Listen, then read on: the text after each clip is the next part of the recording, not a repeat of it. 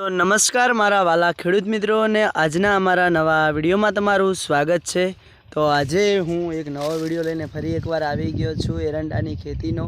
તો નેક્સ્ટ વિડીયોમાં આપણે વાત કરી હતી અને મારા બધા ઘણા એવા ભાઈઓની કમેન્ટ હતી કે તમે કઈ દવાની વાત કરો છો અને કઈ દવાનો છંટાવ કરવાની વાત કરી રહ્યા છો એરંડાની અંદર। તો આજે આપણે એ વિશે વાત કરીશું અને મારા બધા ખેડૂત મિત્રોને નમ્ર વિનંતી છે કે દિલથી સ્વાગત છે વિડીયોમાં, કે વિડીયોની અંદર છેલ્લે સુધી બધાને બન્યું રહેવાનું। વિડીયો ગમે તો કમેન્ટ કરજો। તો હું તમને આજે બતાવવાનો છું અમારા જે એરંડા છે તે એરંડાનું વાવેતર છે તે। તો આજે આપણે પહેલેથી કહીશું કે આ કયા એરંડાનું બિયારણ છે અને કેટલા ટાઈમે વાયેલું છે અને એની અંદર આપણે કયા કયા ખાતરો નાખવા અને કદાચ એરંડાની માળ આપણે ખરાબ થતી હોય તો એની અંદર શું કરવાથી એરંડો વિકાસ કરે છે અને માળ બગડતી ફરીથી સુધરી જાય છે અને ખેડૂતને નુકસાન નથી પડતું।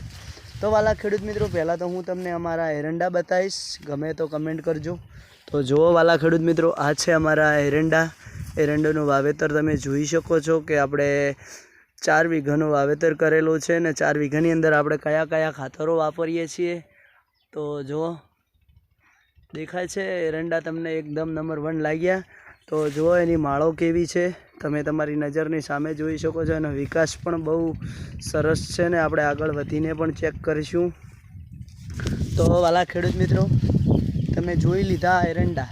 તો હવે કે આપણા મોટાભાગના ખેડૂતો એક જ ખાતરની પાછળ પડી ગયેલા છે બનાસકાંઠામાં જે એરંડાનું વાવેતર કરે છે કે DAP ને યુરિયા। તો મારા વાલા ખેડૂત મિત્રોને હું એટલું કહેવા માગું છું કે એરંડાની અંદર DAP ને યુરિયા તો સક્સેસ છે જ, પણ વાલા એરંડાની અંદર જ્યારે આપણે DAP ખાતર નાખીએ છીએ એ ખાતર પહેલાંથી જ્યારે એરંડાનું વાવેતર કરીએ ને 40, 30, 35 દિવસનો એરંડો થાય એટલે આપણે એ ખાતર પાયાની અંદર આપીએ છીએ અને પછી આપણે આપીએ છીએ તો યુરિયા। એના સિવાય શું ખાતર આપીએ છીએ? તો મારા વાલા ખેડૂત મિત્રો, એકવાર તમે અલગ ખાતર અપનાવો। જે હું તમને કહું છું કે મોટા ભાગે તમે જો કોટાસ પાવડર આવે છે એ પણ એરંડાની અંદર ઉપયોગ આપણે કરી શકીએ છીએ। કોટાસ દાણેદાર આવે છે એ પણ આપણે એરંડાની અંદર ઉપયોગ કરી શકીએ છીએ અને એનાથી પણ સારો ગ્રો પ્લસ ખાતર આવે છે જે માર્કેટમાં, એ બહુ સારું છે બધું કેમિકલવાળું ખાતર જ છે। આપણે અત્યારે બનાસકાંઠામાં મોટા ભાગે કેમિકલનું જ ખાતર વપરાય છે મારા વાલા ખેડૂતો, પણ એનાથી એરંડા પણ આપણે બધા સક્સેસ સારા કામમાં જ જાય છે। તો હું એટલું કહેવા માગું છું કે આપણે હવે આ બધા ખાતરો તો રાસાયણિક વાપરીએ છીએ પણ આપણે પાછળનું નથી વિચારતા। આપણે તો એવું જ વિચારીએ છીએ કે આપણે આટલી આવક લેવાની છે। તો વાલા ખેડૂત મિત્રો, આ એકવાર ઉપયોગ કરી જોજો આ ખાતરોનો। તો આપણે બધા એકસાથે મળીને યુરિયા નાખ કરીએ છીએ તો યુરિયાનું રિઝલ્ટ આપણે તો જોયું છે, પણ આ તમને હું જે ખાતર વાપર્યા છે એરંડાની અંદર એનું એકવાર રિઝલ્ટ તમે જોઈ ચેક કરો, તમને કેવો ફાયદો રહેશે, વીઘે કેટલો ઉતાર મળે છે, પછી મને કમેન્ટ કરજો વાલા। જો આપણે આની અંદર એકવાર કોટાસ પાવડરનો ઉપયોગ કર્યો છે અને ગ્રો પ્લસ દાણેદારનો ઉપયોગ કરેલો હતો, એનું રિઝલ્ટ આ તમારી આંખોની સામે જોવા મળી રહ્યું છે। તો વિડીયો ગમે હોય તો કમેન્ટ કરજો વાલા। આજના વિડીયોમાં આટલું જ।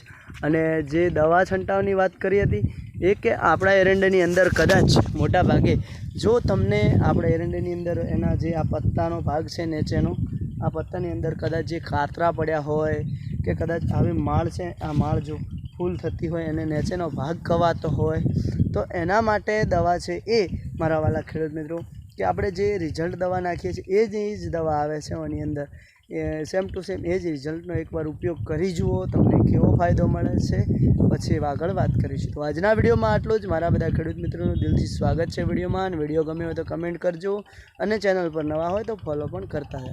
જય પાવાવાળી।